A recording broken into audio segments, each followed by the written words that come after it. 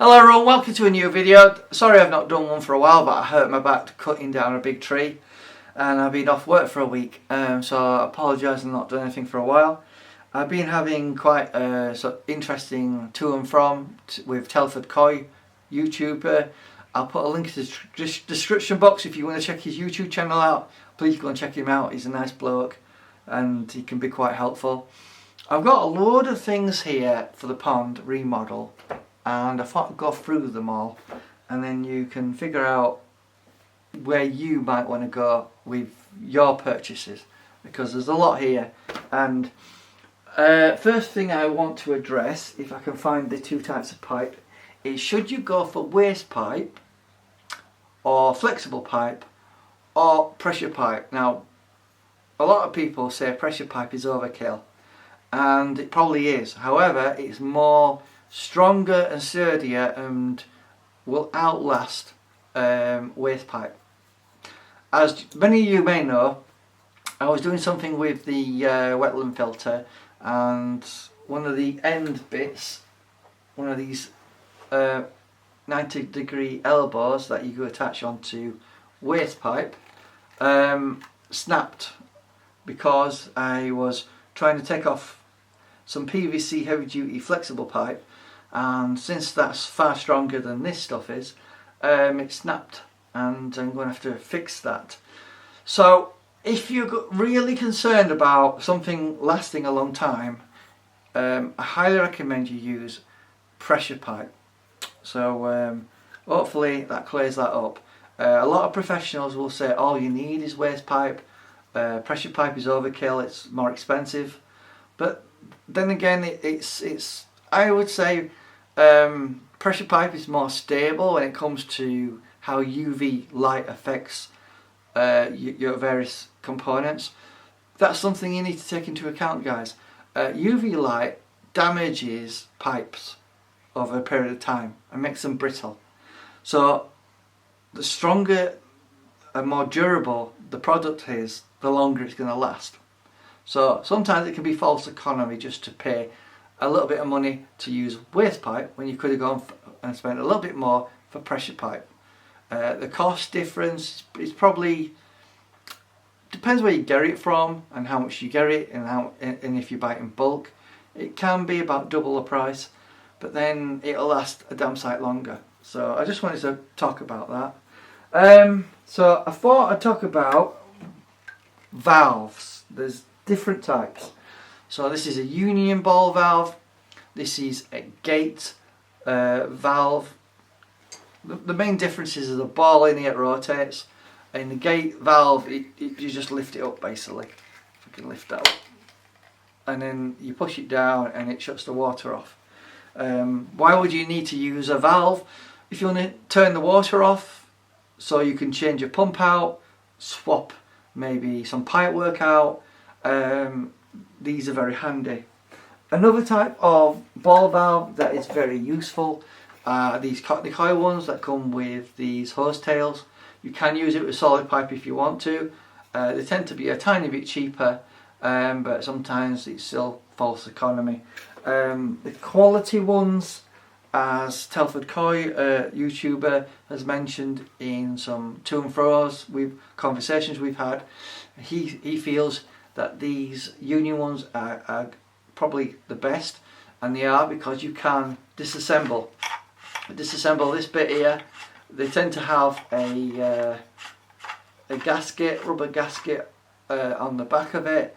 It means that you can disassemble this part and fix or replace the actual valve if it goes faulty, and then just reattach it. Obviously when you do your gluing, you need to glue this and keep the top part on. Don't do this, because I did that once. Don't separate it, glue that on and then think, oh, how do I get that on the pipe? So put that on first, then glue that.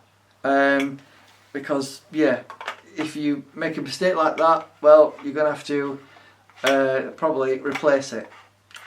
Anyway, I thought I'd just talk about ball valves a little bit. That they're a lot stronger and more sturdier, but there is obviously a disadvantage, and that's the size of them. These ball valves are very big and these gate valves are pretty small. However, I have noticed that some people on YouTube have had a problem with these leaking over a period of time. I believe if you're opening and closing them a lot, I can see that being a problem.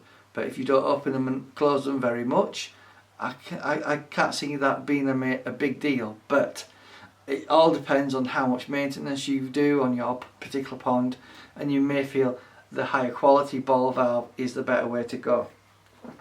So I just want to talk about the Kockney skimmer that I've had to buy again. The reason I bought it again is I thought, because the gaskets were a bit messed up, I thought the best thing to do is get a brand new one.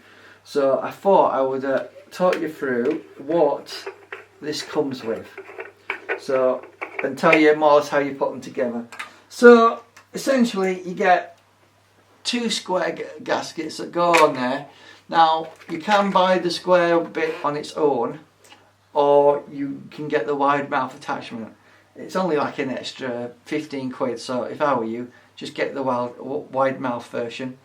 So yeah, you basically put your 2 gaskets on there, and then you get your top plate, you pop that on there, and then you screw, I don't know if you can tell on there, but you screw in onto there 4 screws, and then on top of that, the wide mouth bit, you have a rectangular gasket that goes on top of there.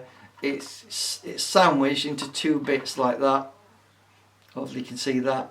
And the idea is you sandwich that in between your liner, pop it on there, and then you put your top plate on. It's a bit hard doing this one-handed. Yeah, put your top plate on there, screw it all in, and it should give you a reasonably good seal. Some people, like myself, did put extra silicone on to make it extra secure, but many of you may have known that I've done some videos recently of it leaking or having a problem with it. And what I found was this join here between the square bit and the rectangular wide mouth bit was where the weak point was. Basically, the screws are 4. You can only put 4 screws in, you see. The other screws are for the wide mouth bit. So I think 4 screws for this part is a bit on the small side, and I think that's a poor design. I think it would be better if you had at least another 2 screws at the top and 2 screws at the bottom as well. So what I found was, over a long period of time, the vibrations of the pump actually loosened the screws over a period of time, and then that's where the water was escaping through. So all you really need to do in that case is just tighten the screws up. Once you've taken you know, you don't need to take the wide mouth bit because you can access those screws. Let me just show you. We just attach that on there like so. You can still access the screws, hopefully you can see that. You just tighten them up and then put some decent silicone on there. So I won't use HA6 silicone, it's not long lasting, but I would recommend using this My Pond MS300. It's some good silicone, that is. So that's basically the Kockney wide mouth skimmer. Now it comes with a few attachments that we've got in the box here. Obviously you get your pack of screws, just remember not to lose them. Here is the hose tail attachment. What I found is when I was trying to attach flexible pipe on this, and you put the Jubilee clip on and you try tightening it, because it's angled in a certain way, you know, like that, and you start tightening it, the actual pipe will actually slip off. So the best thing to do is put your pipe on, and let's say you put some silicone on there, let the silicone go off and set and go hard, and then tighten it, and then it should stay on there quite securely. So you get 2 of those. You also get like a water jet attachment It has like two rubber seals, like you can attach that in between your liner. It allows you to angle the water in a certain direction. I've not used that personally, but maybe some people may find that useful. Then you've obviously got a bracket. I presume that would be quite useful if you want to mount this on some sort of breeze block wall or brick wall. And then you've got your lid, and then you've got this little basket. If many of you may be familiar with me doing lots of videos of cleaning it out with that conifer tree, literally throwing tons of the leaves into the pond, constantly we're cleaning that out all the time. So if you've got a large conifer tree near your pond, either move your pond or move the tree. And then it comes with the weir door that flaps. Basically it's plastic with a bit of foam on the other side, and it just floats like that and moves because of the pump pulling it. And then it comes with a bag of screws. Ladies and gentlemen, please keep this very safe and in a place that you can easily access it and don't lose any, because they don't come with any spares, so be mindful of that. I lost a few and had to reach out to a few people to get a few replacement ones, but yeah, just make sure you don't lose that. And that's more or less everything that comes with that, so I thought I'd just mention that. Now there is another YouTuber called Japanese Koi Pond. There's a guy called Lee who's got a shop in Nottingham, and he basically has an attachment that you can actually attach onto the skimmer. So I thought I'd just show you that, because I reached out to him on Facebook and he told me about this. So basically it screws in on there like so,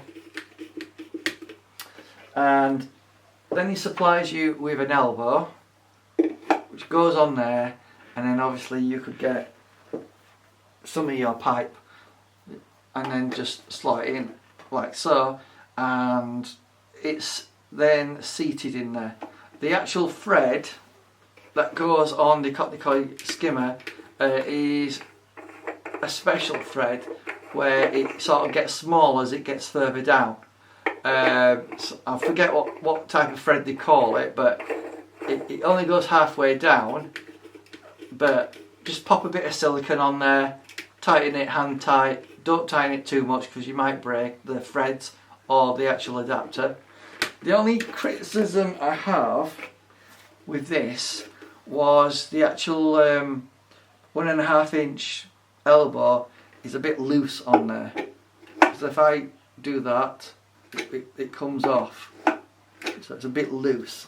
But what I found was I got some others from a different company, not quite as heavy duty as this one, but nevertheless still good enough.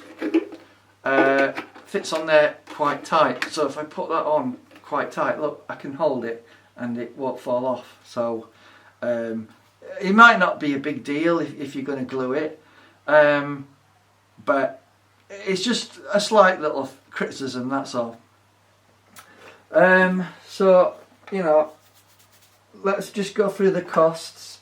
So obviously that attachment was about, I think it was about £15, and obviously there's a £5 postage charge. These union valves are about £18. These gate valves are about £13. These kockney coil ones, it depends if you get it without the actual hose tails. I think it's £18 with 2 hose tails, or it's about, I think it's about £12 or £13 on its own.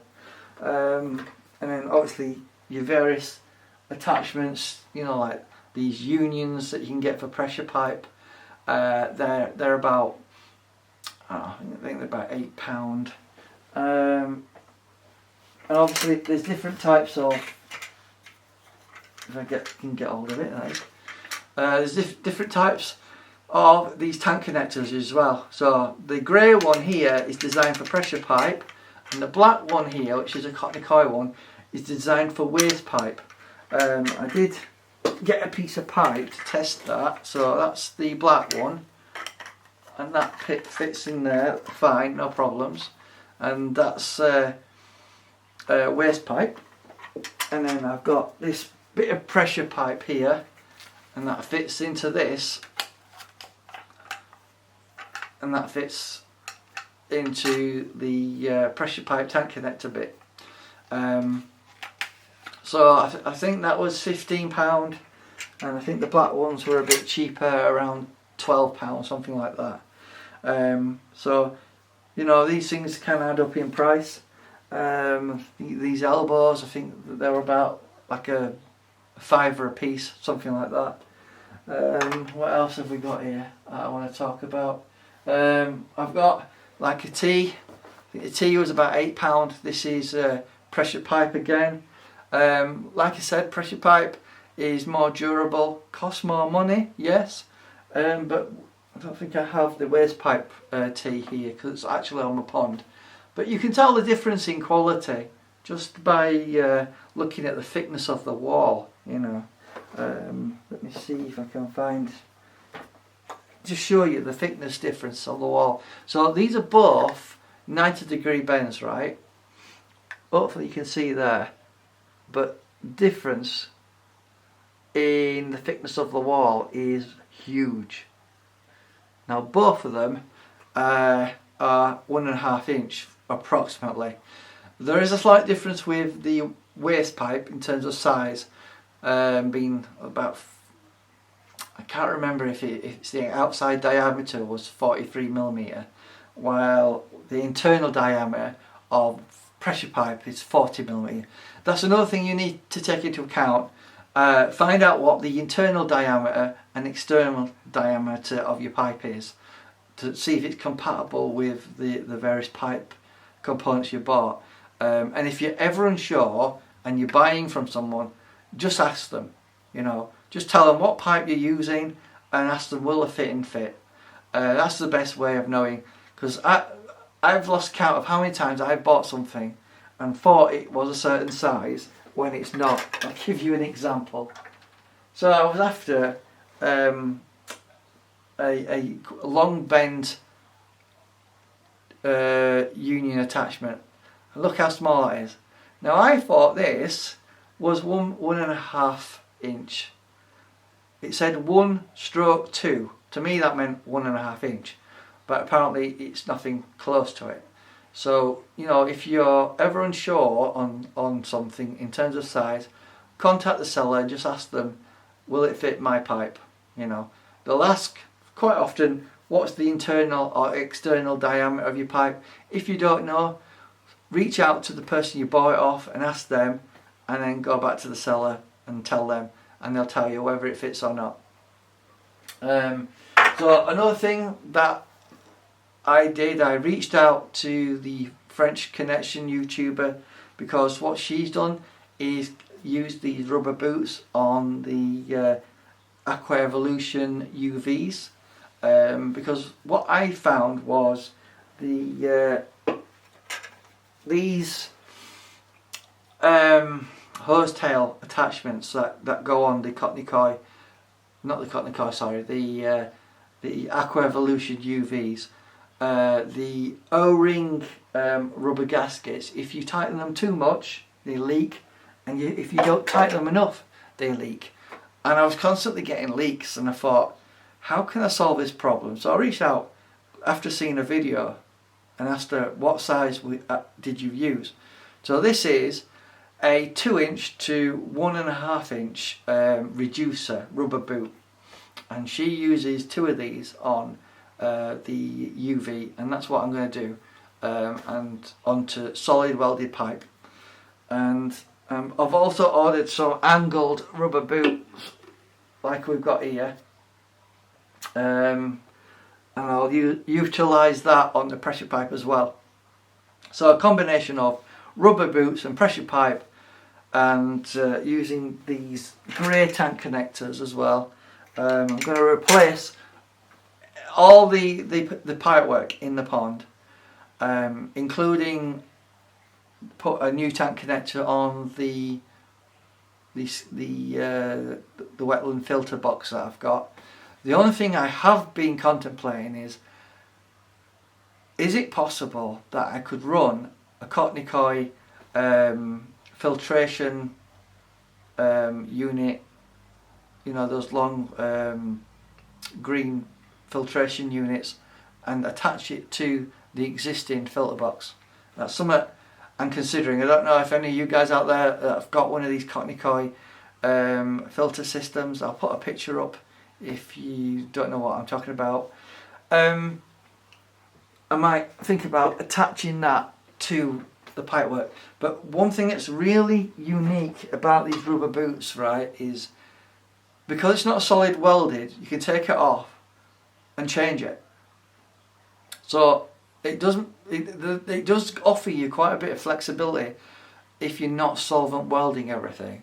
But something that Leaf and Japanese Water Garden made a point of, I don't think I have any flexible pipe here, but when you put these hose tail adapters on, right, and you're using some pipe, when you slot that over the pipe, you see, you're creating a bottleneck in the water. You're basically making the whole of the circumference of your pipe smaller, because obviously you're putting the hose tail into the pipe and you're reducing the size and the area of the water flow going through. So that can put some back pressure onto your pump, obviously, and it reduces the flow going into your filter or into your pond or whatever you're using it for. So it's advisable to use solvent weld pipe that's smooth all the way through, because flexible pipe also is ridged. Now obviously if you're using the flexible hose pipe rather than the PVC flexible pipe that I'm using, it has lots of ridges in it, and that also reduces the flow of the water. Not so much on the PVC tough flexible pipe. They call it flexible, but it's not very flexible. It's very hard to manipulate. You have to heat it up to get it to bend. So, you know, it's a toss-up between whether you want to use flexible pipe or use solid pipe. So it's up to you guys. Hopefully I haven't rambled on too much today. But I just wanted to talk you through some of the equipment I bought today. Hopefully you found this video informative. Just a big thank you to Telford Coy for giving me some advice regarding the pipe work. His recommendation is, he says, waste pipe has a habit of splitting. And one thing that is noticeable that I haven't mentioned, if I can get hold of some solid pipe. When you're putting these rubber boots onto solid pipe, right, and you tighten the Jubilee clips, this pipe doesn't compress. If I try and squeeze that, I'm trying really hard to squeeze it, I cannot squeeze that pipe, right? It's incredibly strong pressure pipe is. Now this is waste pipe, right? Now if I put a lot of pressure on there, even though it takes a lot of pressure to do so, you can squeeze that. Not a lot by hand, because it takes a lot of pressure to do so. But trust me, if you're using these Jubilee clips with a lot of pressure to try and stop it leaking, you can actually crush the pipe with waste pipe if you put too much pressure. You know, with these Jubilee clips, I recommend you don't use a screwdriver, because if you're using a screwdriver, it slips, you could cut yourself. It's best to use some sort of socket wrench to tighten up. But obviously with a socket wrench you can put a lot of torque and a lot of pressure on, and that can split your pipe. So that's something to think about, ladies and gentlemen. Hopefully this video has been a little bit informative. Also, something that's invaluable, and I hope this mistake that I made will help you not to make the same mistake. If you're going to house your fish in a temporary pool or pond or whatever, put a net over. I don't know why fish want to jump out of a pond and commit suicide, but they do. And maybe they're stressed, maybe they don't like the new place they're put in, even if it's temporary. So put a net over, so you don't lose a fish like I did. I only put my ghost koi in the dog pool that I've got for one day, and it committed suicide, and I was gutted because I had that fish for 2 years. So yeah, be careful guys. A net is invaluable, and if you've got herons in your local area, a lot of people put nets on permanently. To me, I'm not keen on that idea. Another method of keeping herons away from your pond is you can get some fishing line and crisscross it all over around your pond, but it does look a bit unsightly. I suppose it's one of those risks that you take. So I thought just one last thing that I haven't mentioned is you can get these hose valves. Well, not really valves really, it just turns and it blocks the water off, and this is designed for hose up to 32mm I think it is. They're not completely watertight, and they are quite a weak plastic, so again, if you've got like a socket wrench and you're tightening it a lot, you could crack this. So I would personally avoid using that if you want something to last a long time. If it's just a small pond, something like that will be fine to shut the water off. But if you want something that's durable, it's going to last a long time, these union valves, they're the best, and I'd recommend getting one. So would Telford Coy as well. He recommended these as well. Anyway, I just wanted to go through these things. So how much would this lot cost you? You might be wondering. Well, I think there's probably 200 quid here, easily. And this is, koi equipment adds up after a while. You might think I can get a cheap liner, a cheap pump, maybe a cheap filter and a few bits of pipe, and it's going to be not expensive. But when you start adding up the stuff, you start to realise, whoa, I've spent a lot of money on ponds, what the hell? That's just the nature of koi keeping. And then obviously the koi fish themselves. Large koi fish can set you back between 115 and 150 pound. So I tend to buy my koi fish quite young, around 4 centimetres roughly, for about 20-25 pound a piece. And then obviously over a long period of time they grew. That's why I was so upset with the ghost koi dying, because I think it cost me £15, and I had in 2 years. Had grown to about that size, you know, and I did enjoy watching him. So I was a bit gutted when he killed himself, really. Anyway, hopefully you find this video informative. Maybe it was boring, I don't know. But thanks for watching. Have a nice day, and I'll see you in the next one. Bye bye.